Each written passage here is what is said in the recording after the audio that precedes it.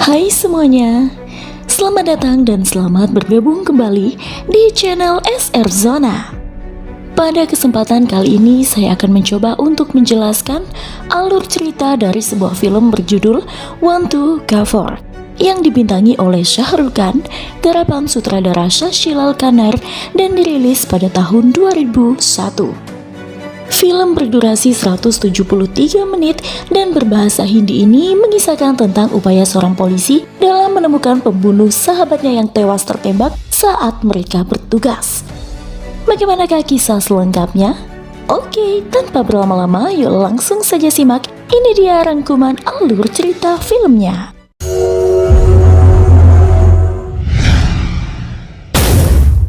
Bunyi alarm pagi berhasil membangunkan seorang pemuda bernama Arun Verma di flat yang disewanya. Alih-alih terlihat sebagai kamar, flat tersebut lebih pantas disebut markas atau gudang, sebab semua interiornya tak bisa dikatakan indah. Di flat itu Arun tinggal bersama temannya, Cambak. Sebenarnya Cambaklah yang memohon supaya diberikan izin tinggal di flat Arun, sembari dirinya tengah berupaya mencari pekerjaan. Namun sudah 6 bulan berjalan, Cambak tak jua mendapat pekerjaan. Kini Arun mulai muak dengan Cambak dan memintanya segera hengkang dari flat. Sebab sebenarnya Arun adalah pemuda yang lebih merasa nyaman apabila ia tinggal sendirian. Tapi ya, begitulah pertemanan. Cekcok adalah bumbu persahabatan. Arun terus saja mengusir Cambak, namun Cambak bersikeras untuk tetap tinggal. अरे यार ये मेरा घर है यार मैं अकेला रहना चाहता हूँ यहाँ पे। Arun berprofesi sebagai polisi, belum menikah dan sedang tidak menjalin hubungan spesial dengan siapapun. Arun tidak menyukai anak kecil, termasuk anak-anak sahabatnya Javed. Javed Abbas adalah seorang duda yang merawat 4 anak seorang diri. Istrinya sudah lama meninggal. 3 dari 4 anak itu adalah anak kandungnya, sementara 1 anak lainnya adalah putri dari sepupunya. Javed membesarkan mereka dengan penuh kesabaran, ketelatenan, dan cinta kasih. Sama seperti Arun, Javed adalah seorang perwira polisi. Hanya saja, Javed lebih senior dibanding Arun. Keduanya adalah partner yang solid dari satuan tugas khusus polisi. Seperti biasa, sebelum berangkat kerja, Arun akan menghampiri Javed di rumah dinasnya. Namun pagi itu, anak-anak Javed telah menyiapkan jebakan bagi Arun. Ya, Arun tidak menyukai keempat anak Javed, sama seperti ia tidak menyukai anak manapun. Begitu pula keempat anak itu tidak menyukainya. Bagi Arun, anak-anak hanyalah penambah masalah. Dan bagi anak-anak Javed, Arun adalah penghalang kedekatan mereka dengan sang ayah. Sebab Arun seringkali menjemput Javed dan mengajaknya keluar sekalipun pada hari libur. Wajar saja mereka berpikir demikian, sebab anak-anak mana tahu bahwa profesi sang ayahlah yang memaksa Javed harus siap siaga kapanpun dibutuhkan oleh negara. Pagi itu saat menemani Javed mengantar anak-anaknya ke sekolah, Arun melihat Javed tengah berbincang dengan seorang gadis. Gadis tersebut bernama Gita dan tengah menawarkan kaset-kaset lagu India kepada Javed. Penasaran, Arun pun mendekati mereka dan tak disangka Gita justru jatuh hati pada polisi muda itu. Sebenarnya bukan kali pertama Arun mendapati Javed bercakap dengan Gita. Sebab itulah kali ini ia memberanikan diri menanyakan pada Javed tentang gadis itu. Javed भाई ये लड़की कौन थी? मैंने पहले भी आपको इसके साथ। Tapi Javed mengalihkan topik pembahasan Arun mengenai KKV. Diketahui KKV adalah mafia obat terlarang lokal yang telah membuat seluruh departemen kepolisian selalu putus asa untuk menyeretnya ke meja hijau. Bisa jadi karena koneksi KKV di kepolisian sangat kuat dan luas, sehingga tak pernah ada polisi yang berhasil menemukan bukti solid untuk menjebloskannya ke dalam penjara. Tapi kebetulan siang itu di mana aksi kriminal tengah terjadi di sebuah toko dan ditengarai para pelakunya adalah anak buah KKV, Mendengar hal itu, polisi pun segera mengepung lokasi. Sempat terjadi baku tembak antara polisi dan penjahat di sana.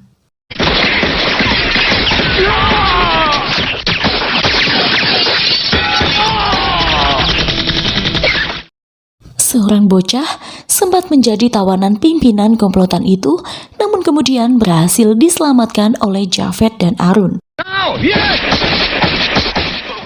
Begitulah akhirnya anak buah KKV berhasil ditumbangkan. Dan satu orang yang nyaris melarikan diri telah berhasil dibekuk dan kini menjalani interogasi di police station. Dari hasil interogasi tersebutlah, akhirnya kepolisian berhasil membekuk si penjahat kawakan KKV di markasnya. Apakah semua masalah selesai? Tentu saja belum, sebab justru dari sinilah kemelut dimulai. KKV didakwa atas kepemilikan obat terlarang. Namun pengadilan menyatakan bahwa bukti yang dihadirkan dalam sidang sangatlah lemah. Oleh karenanya, sembari menunggu hasil penyelidikan lebih lanjut, KKV dibebaskan dengan jaminan. Selanjutnya bisa ditebak, ketika penjahat keluar dari penjara atau terbebas dari hukuman, yang pertama ia lakukan adalah membalas dendam pada siapa yang membuatnya sengsara. Dan itulah yang dilakukan KKV pada pengkhianatnya. Ya, ialah Ramaswamy yang beberapa waktu lalu diinterogasi oleh Javed. Saat itu Ramaswamy bersedia memberikan kesaksian melawan KKV dengan syarat perlindungan dirinya sebagai saksi. Namun hal itu pun gagal dilakukan oleh polisi. Why you did? Satu-satunya saksi terpenting telah tewas mengenaskan. Terkait dengan tewasnya saksi, Departemen Kepolisian mencurigai keterlibatan anggotanya dengan geng mafia KKV sebab menurut Diwakar, kepala CBI, tak mungkin informasi akan bocor begitu saja jika tak ada perantara. Dan itulah yang kini tengah diselidiki oleh CBI. Diwakar juga berjanji akan menyiapkan bukti solid untuk memenjarakan KKV secepatnya. Sehubungan dengan hal itu, secara pribadi Arun melakukan investigasi. Ia mendatangi saudara Ramaswamy yang bernama Mutu dan meminta sejumlah informasi KKV padanya. Mutu yang menyimpan dendam pada KKV pun bersedia membantu kinerja polisi sebab KKV telah membunuh saudaranya. Tak disangka, hal mencurigakan terjadi ketika Javed melakukan cross-check pada serbuk-serbuk putih yang telah dirampasnya dari KKV. Serbuk-serbuk tersebut telah berubah menjadi gula. Padahal Javed ingat betul bahwa ia telah melabelinya. Atas kecurigaan itu, Javed melapor pada atasannya, sang komisaris. Jelas sudah bahwa seseorang di departemennya terlibat kerjasama dengan geng mafia KKV. Javed meminta izin untuk segera bertindak, namun sang komisaris memintanya untuk tidak gegabah. Akhirnya, Javed pun meminta waktu 48 jam untuk mengganti laporan. Sejurus dengan itu, ia mendatangi kawannya, Rajendra, yang bertugas menjaga dan mengawasi ruang penyimpanan. Nampaknya hal yang mereka bicarakan begitu rahasia, sehingga Arun pun tak dibolehkan mendekat saat Javed dan Rajendra berbicara. Malam itu, melalui telepon, Sawan, rekan sejawat Javed dan Arun, menelpon Arun memberitahukan bahwa sebuah transaksi hendak dilakukan di Lokhandwala. Sebenarnya anak-anak Javed sengaja tak menaruh gagang telepon di tempatnya supaya tak ada panggilan-panggilan mendadak yang mengharuskan sang ayah meninggalkan mereka. Namun lagi-lagi, Arun sudah menjemput Javed dan mengatakan bahwa mereka hendak melakukan penggerbekan transaksi narkoba di Lokhandwala. Javed terkejut sebab tak ada panggilan untuknya. Kemudian, anak sulungnya pun mengaku bahwa mereka sengaja membiarkan gagang telepon terangkat supaya tak ada yang mengganggu waktu bersama mereka. Arun menanggapi sinis pengakuan anak itu, namun Javed dengan sabar memberikan penjelasan kepada anak-anaknya. We are sorry, Papa. Anak-anak itu nampak sedih harus berpisah dengan sang ayah, seolah esok atau nanti mereka tak akan bersama lagi. Polisi pun tiba di Lokhandwala. Mereka mengepung tempat tersebut, bahkan telah disambut dengan hujan tembakan dari para target di lokasi. Terjadilah baku tembak di tempat itu, hingga akhirnya Javed ditemukan tewas tertembak oleh seseorang tak dikenal.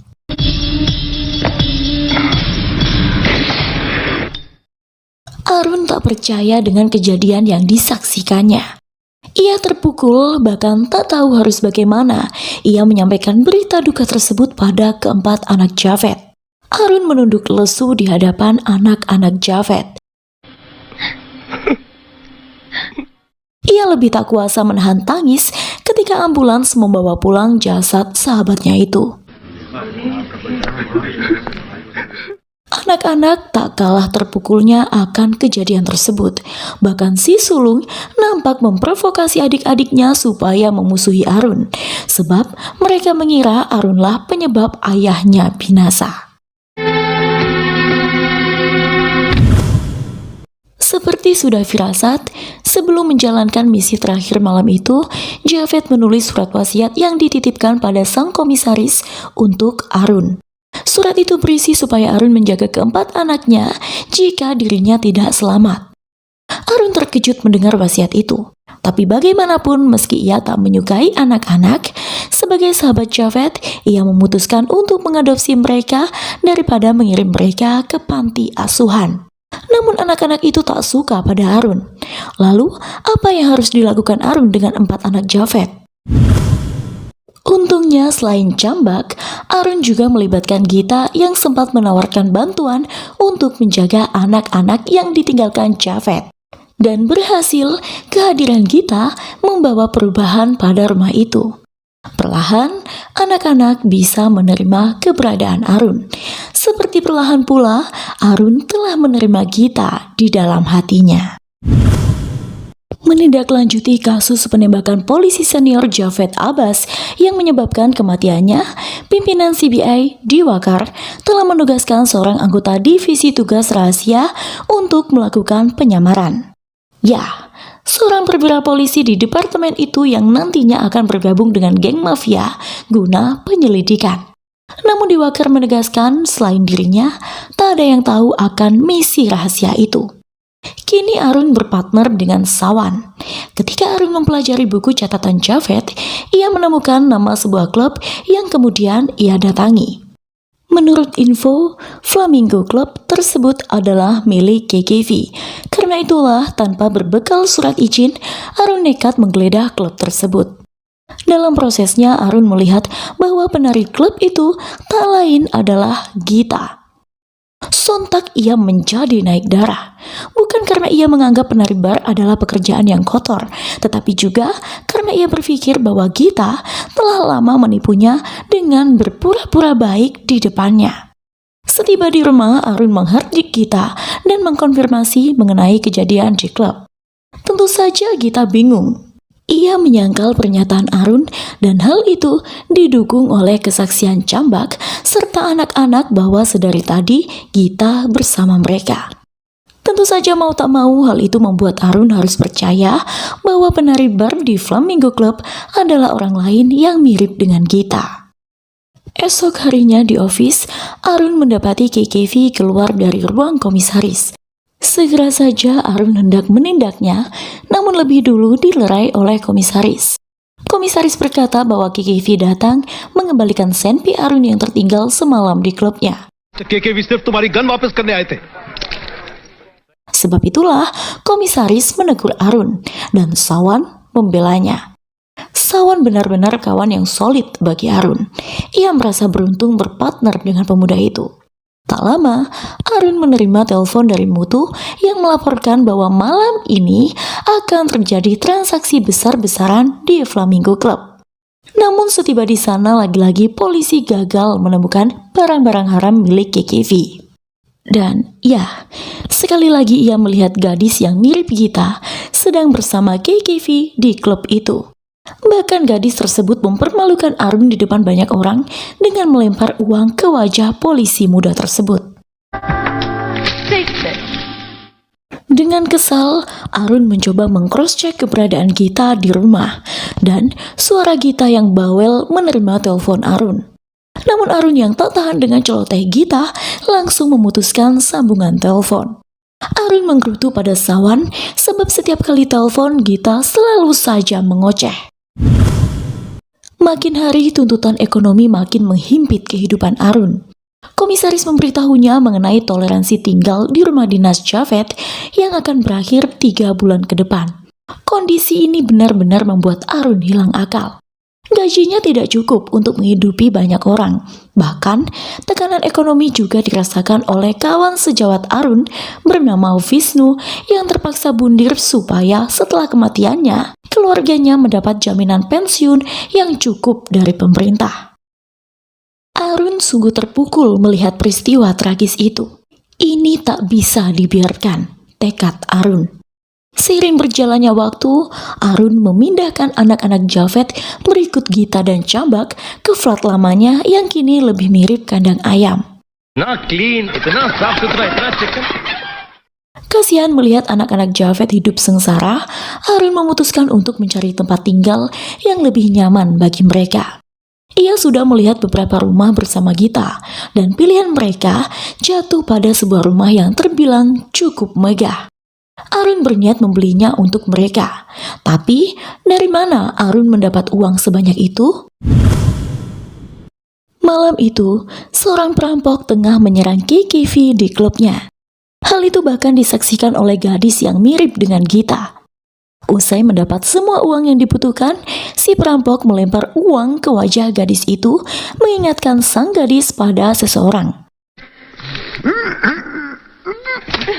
Ya, gadis itu ingat pada Arun yang waktu itu dipermalukannya sedemikian rupa.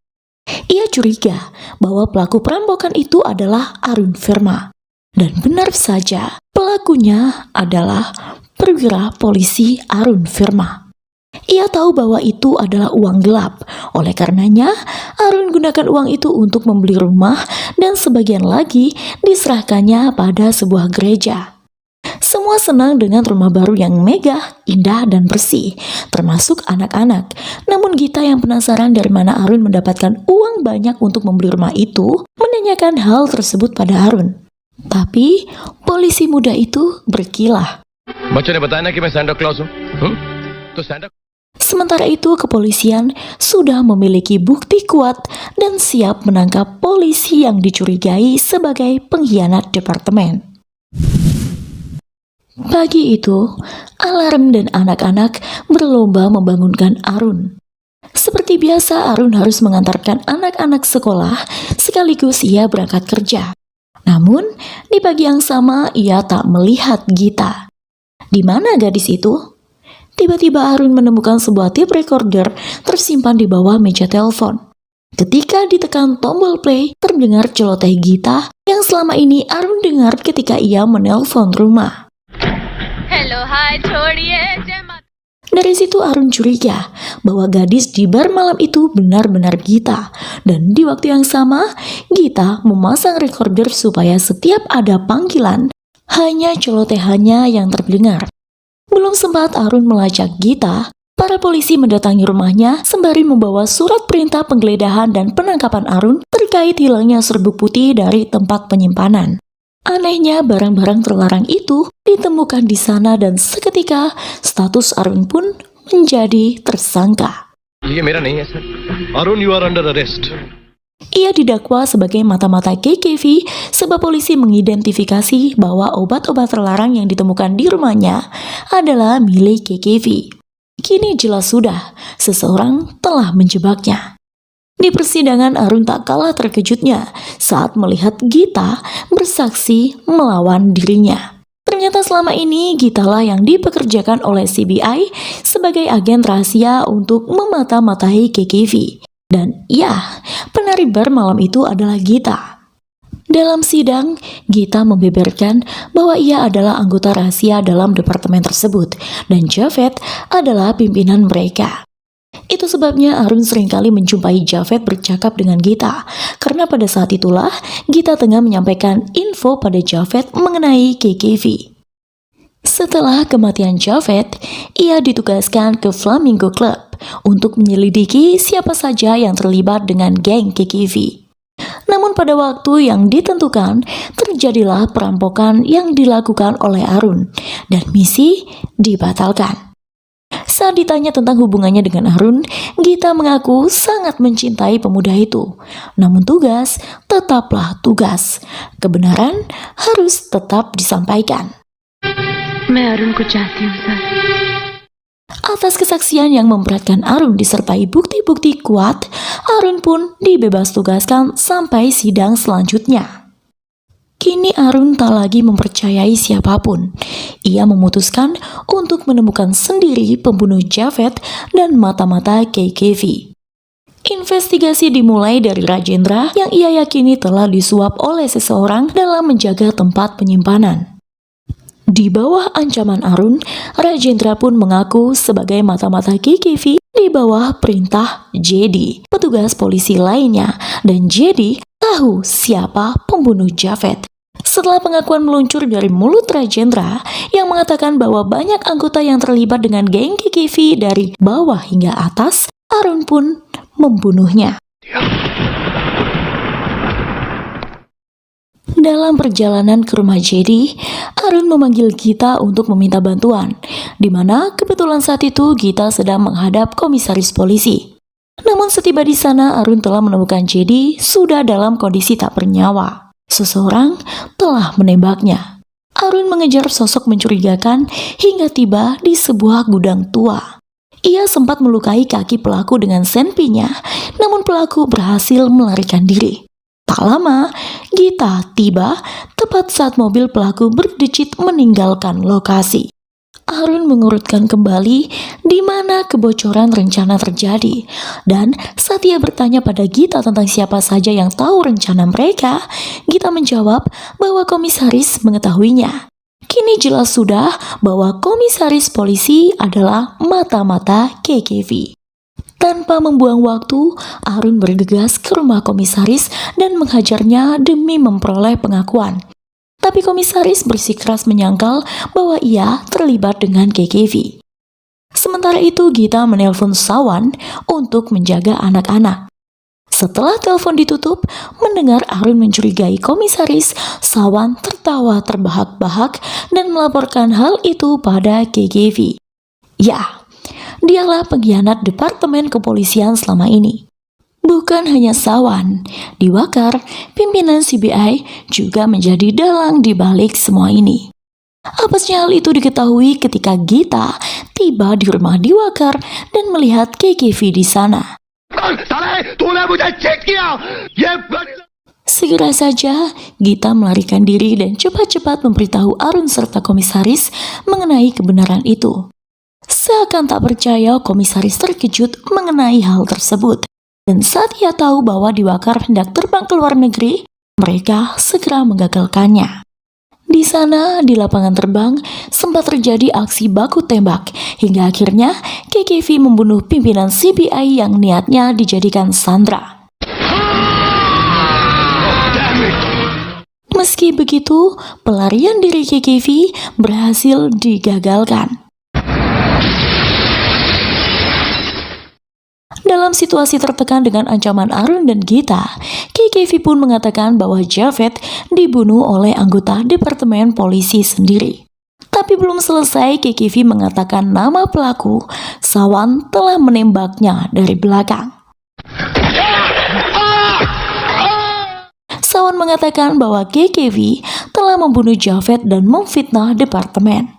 Tapi pada detik-detik akhir hayatnya, KKV sempat mengatakan bahwa Sawanlah yang telah membunuh Javed. Panik, Sawan menembak mati KKV. Kemudian pengakuan pun meluncur dari mulutnya. Pembunuhan yang dilakukan pada Javed tak lebih hanya kecemburuan sosial saja. Ia tak terima ketika para anggota mempertaruhkan nyawa dalam setiap aksi penggerbekan. Semua pujian tertuju pada Javed selaku pemimpin operasi.